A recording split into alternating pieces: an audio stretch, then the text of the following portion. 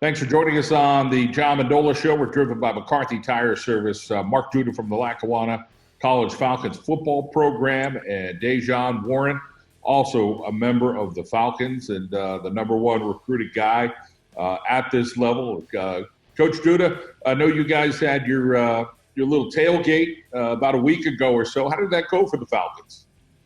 It was pretty good. It was unusual for us, John. We're used to playing a spring game on that day. But we had some interviews. Mark Lewinsky from the Colts, he interviewed with us, and Dejan and a couple of other players. So I think it was good to kind of keep everybody together and to realize there's going to be a football season coming up here and to kind of keep us with it. So it was unusual for sure.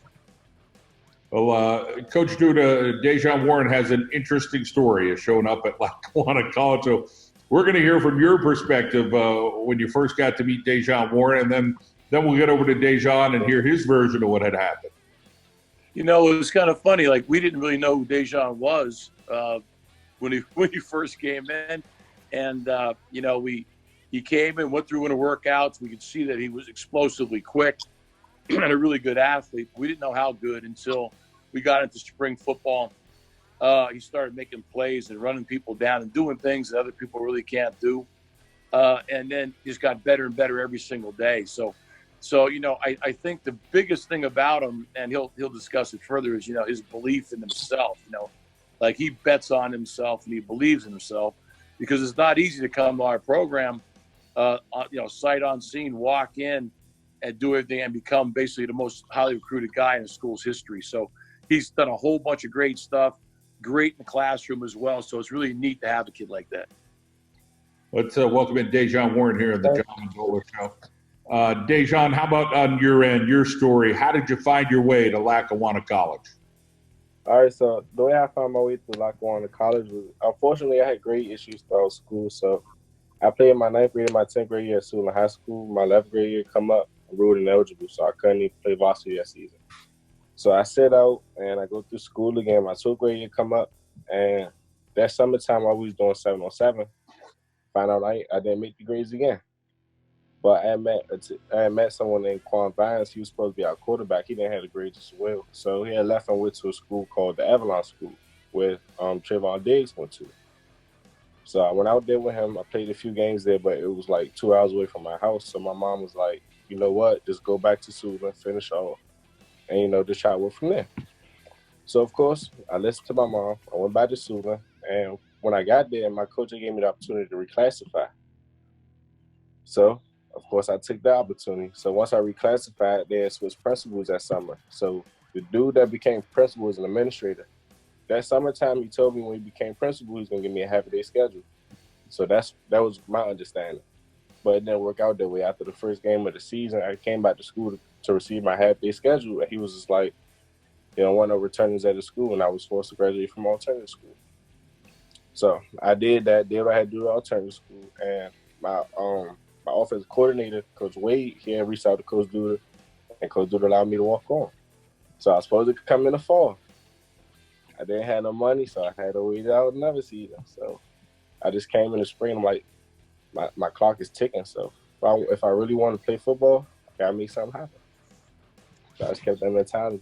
Well, you sure made it happen. It's I taught at Alternative Ed for 12 years.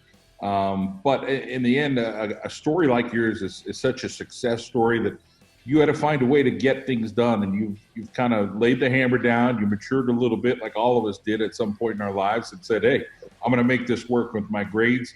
Talk about the welcoming feeling at Lackawanna College, whether some of the players or meeting Coach Duda, and how that all kind of worked out for you after they were impressed to say, "Hey, here's the fastest guy on the team," as soon as he shows up. I mean, when I first got there in trials, I kind of started trials a little late because I hurt myself. So when I first got back, first thing that was on my mind was do everything at 100 miles per hour. So I displayed my speed and I displayed my explosiveness, and it caught the attention of the coaches, of course. But the welcoming part, when I first got to Lackawanna, everybody was pretty cool. It was my first time being out of state away from home. So they just kind of took me under the wing and showed me how to move around the school and things like that. Incredible story. Coach Duda, these are these are one in a million stories in the sense at Lackawanna, they're pretty common, what you could do with young men and what you have done. But in the sense of when you look across the United States, a young man like Dejan and the adversity he had faced, he kind of is writing his own ticket right now. And as you said, there's been some huge names going through your program there for the Falcons to be now the number one recruited guy, and he's still got some time to play Lackawanna. That's pretty special. It really is. You know, we've had guys rated in the top 10 and like by a whole bunch of different schools, but Dejan's been offered by more schools than anybody who's been in our history, my 27 years. And, you know, you're talking about Heisman Trophy winner, Outland Trophy winner. We're talking about, you know, third picked in the draft guys. So, I mean, this guy has really exploded on the scene. I mean, his freshman highlight tape is as good as you're ever going to see. Great combination. You know, he's 6 foot tall, super explosive. And so he checks all the boxes for people. And frankly, he's the hardest working son of a gun you're ever going to meet. So, yeah, all those things in combination have been fantastic. But for us to say, you know, for a kid to progress this quickly and to be this noted, it's incredible for us. Dejan, all these schools interested. We go up and down the list. I mean, I don't think there's one you can leave out in the country, but they all pretty much want you. What's that attention like, and to kind of keep things in perspective with all the attention that you're getting right now? I mean, throughout school, I was a popular athlete, so you know, I always been humble, always been the same person I was, and not like I was getting cocky or anything. So receiving the attention is more attention than it was in high school, of course. But I just keep the same mentality. Like I'm still a person at the end of the day. I'm not gonna let the spotlight determine how I'm gonna act or if I'm gonna change up anything. Coach Duda, the way the spring has gone, the football's kind of changed with the way schools are contacting people and different things. You know, we have Zoom interviews, we're doing different things. So let's talk a little bit about some of the changes and somebody like a Dejan Warren. And I'm sure some of these schools are still reaching out to you, whether it's email, text, or phone calls, and say, hey, what's this guy doing? We want him. Yeah, you know, coaches are really, really active as far as recruiting them and some of our other players as well. But we're doing it all kind of from home, so it's a little bit different. So we're used to have those guys visit. They come to spring ball every year, and so they could have saw them in spring ball and got to know them a little bit better. So they're trying to use electronic means to do it. Zoom and so forth is great, but it's really not. It pales in comparison to actually going and sitting down with a guy. You know, it's just a lot harder for those guys to get a read on people, you know, over the phone. So I think in Dejan's situation, he's had such an incredible start to his career that it hasn't lessened the interest at all on him. If anything, it's more so. But for some of the other kids who are just starting to come into their own, it's a real disadvantage. So the first 3 or 4 games this year are going to be pivotal in people's recruitment, more than ever before, because none of these coaches are on the road. And so it's really been interesting for sure. Dejan, getting back to you, your talents that you do have, and, you know, watching you play this past fall, going up against guys that are 6'5" or 5'8", super fast, but you're super fast, you're physical. You know, you'll line up right in their face. You don't back down from anybody. Not many guys caught passes this year when they threw your way. Talk about what that season was like, and you guys go all the way to the national championship game. I mean, for me, it's my first college season, so I really wanted to, you know, start off with a bang. So I just kept the mentality like, nobody's going to get an offer off of me. Like, I don't want to be put on nobody's highlight tape. So I just get my job done. So I ain't got to be on nobody's tape for it. How about your family? You know, you mentioned your relationship with your mom. How's everybody handling it right now with all the attention that you're getting and trying to keep things straight? I mean, as far as right now, my family, they're just saying follow wherever your heart is. Wherever you feel like you can make an impact, just take that decision, because either way they're gonna be supporting me regardless. So I just really been considering where I would see myself playing at or somewhere I would be living at for the next 2 to 3 years. So When you talk a little bit about that list that you have and all these schools interested, is there a point where you're going to break it down to a short list, or you think at some point you're just going to pull the trigger and say, hey, this is where I want to go? I mean, honestly, I think I'm gonna break it down into a short list first, because I mean, my offers do change weekly or daily sometimes. You know, I'm still able to receive offers, so anything can change within the next couple of months. So I think I'm gonna make my decision either before the season or sometime during the season. All right, that's fair enough.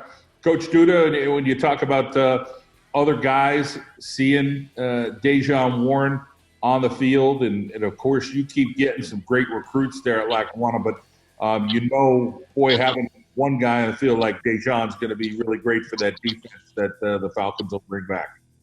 Yeah, it really is. You know, a shutdown corner is a hard thing to have, and you know, I don't know how much they'll throw at the kid, to be honest with you. But, you know, if they do it at their own peril.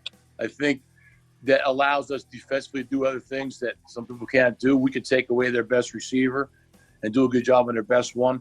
It really, really does help. It also helps the recruiting, because when you have the number one guy in the country, recruits tend to want to play with that guy because they realize all the traffic's going to be here.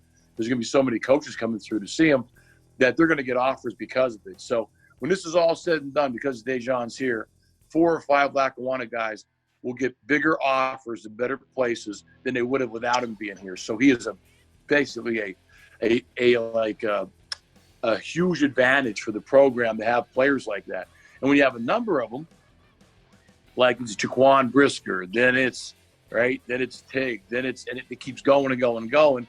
That helps our guys who are pretty good football players get seen and get moved along. So one begets the other. One begets the other. So it's a fantastic situation. It's great to have.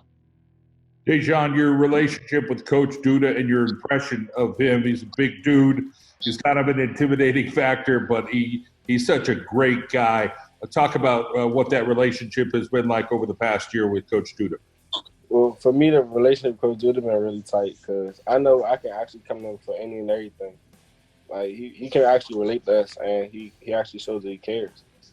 Like, it's been times he didn't call me up just to ask me how I'm doing, or is everything good at home, if I need anything. So, me and Coach's relationship is real tight. Like, he is a father figure for me while I'm down there. Like, he's a person I would talk to even after I graduate, or however far my football career may take me. I'm always in contact with that coach. Dejon, how are those workouts going for you? Probably a little different for most football players right now, along with many other athletes that play, whether it's high school or college. How do you feel right now with your progression of your workouts? Right now, as far as working out, I have 2 trainers, and I do the workout that Coach Duda provided for us, through Coach Mike, our strength and conditioning coach. So I just keep myself active, to be honest with you, because we ain't got nothing but time at home. So that's why I go to 2 trainers and I do my workout at night. All right, well, keep working hard. Great to catch up with you. Coach Mark Duda, my pleasure to bring you and Dejon Warren in here on a Zoom interview. And we wish you the best in health to your families over the next couple of months. Thank you so much, John. We appreciate it.